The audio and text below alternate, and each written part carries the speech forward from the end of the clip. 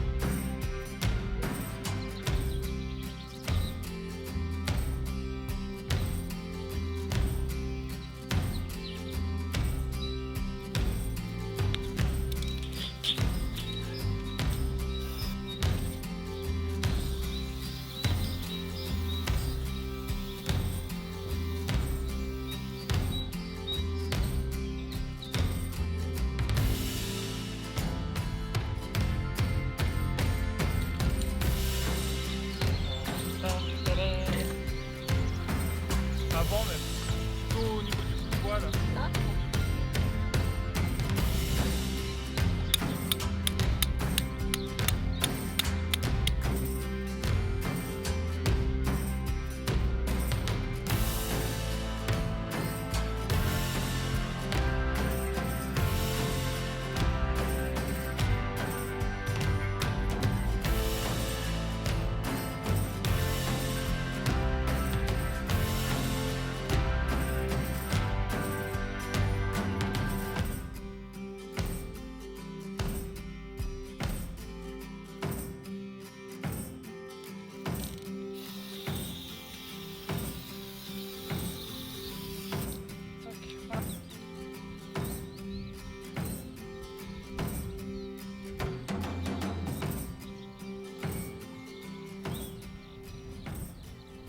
Bon, clairement, je crois qu'on est devenu un peu fou. On va planter nos framboisiers, groseilliers, fleurs et tout ça au cordeau.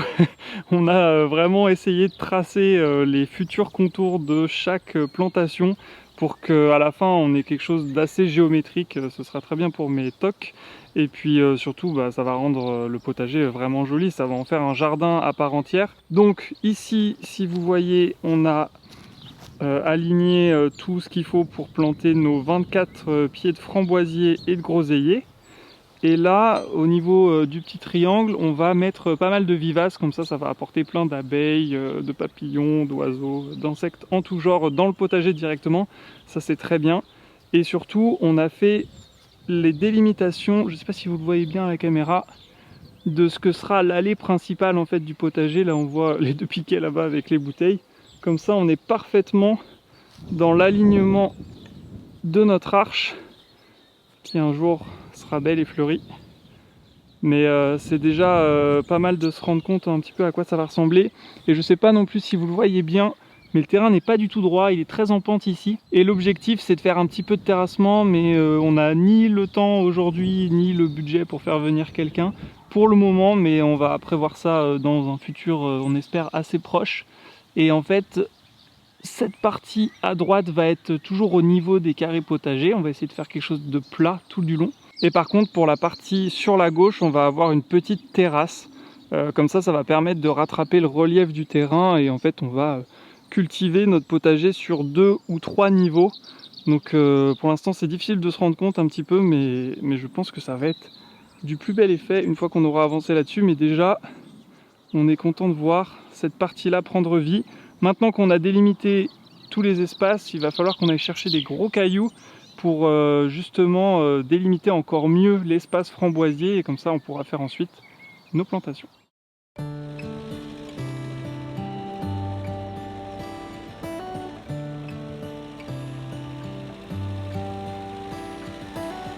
How come the stars come to shine when it's dark from so far away?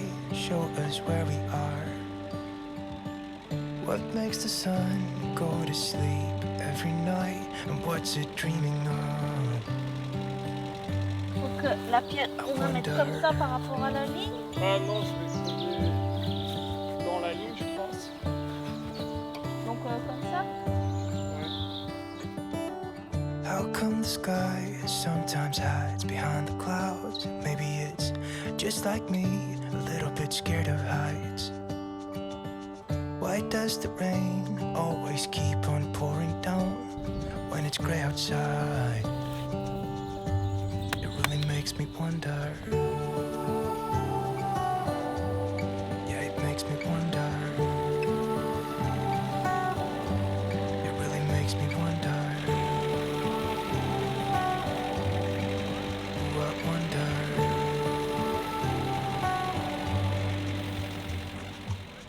How come the trees get undressed when it's cold?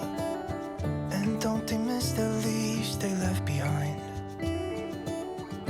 Could it be to make the ground shine like gold until winter comes? Until winter comes, until winter comes. It really makes me wonder. Yeah, it makes me wonder. Makes me wonder. Ooh, I wonder.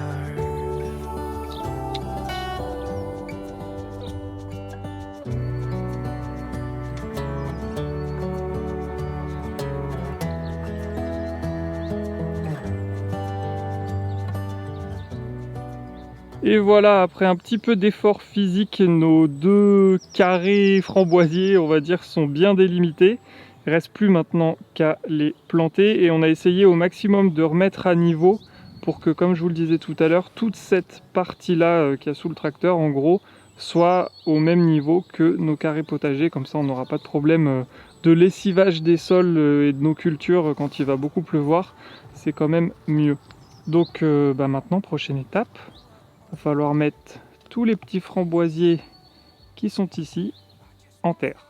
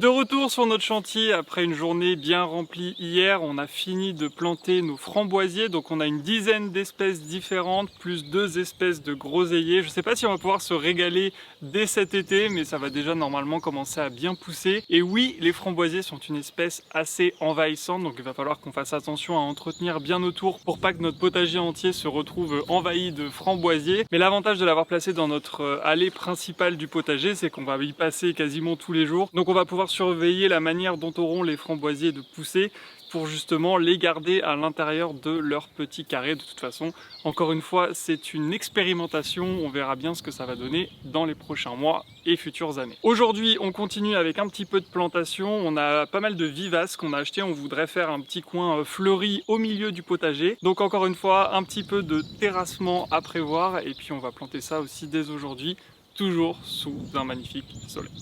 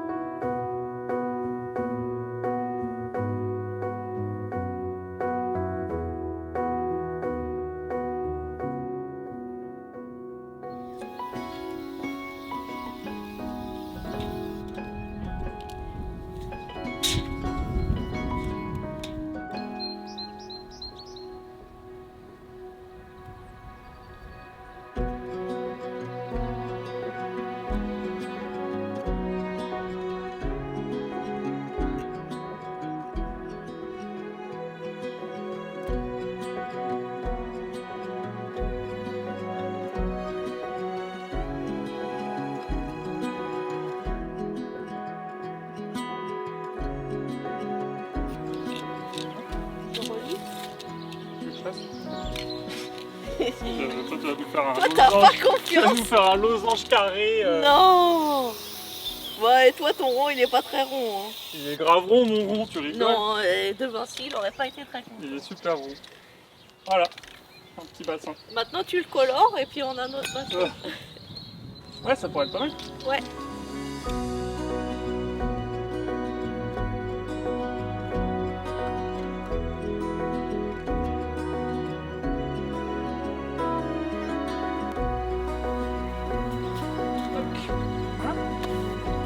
Ah bah ça va.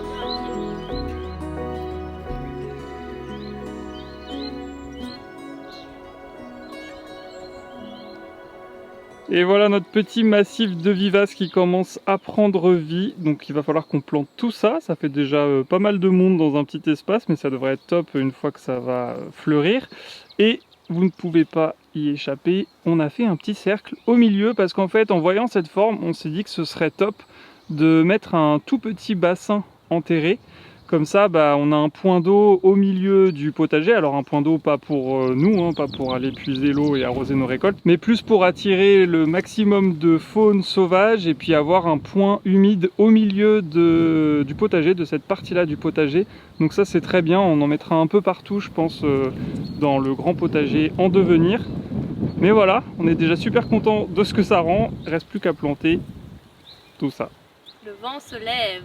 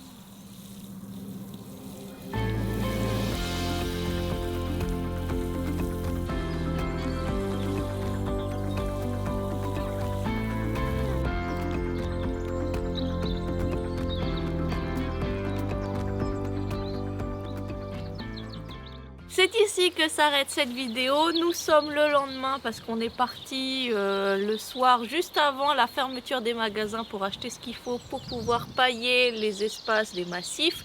On s'en occupera plus tard parce que là aujourd'hui ils annoncent un temps normand.